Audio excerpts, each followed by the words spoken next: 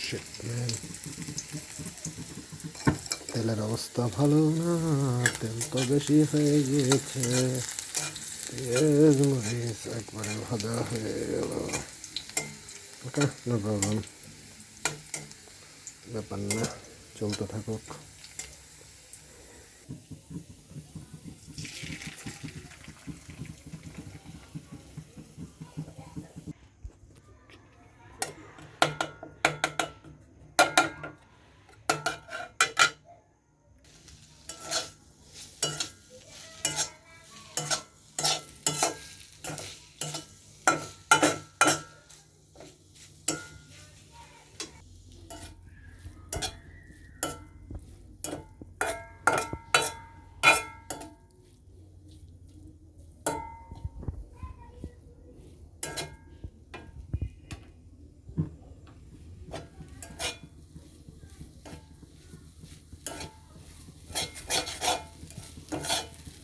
জানি না কেমন হবে খেতে, বাট ট্রাই করি।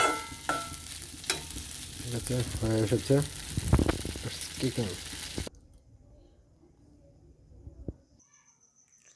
তো রেডি হয়ে গেছে, সো লেটস টেস্ট ইট।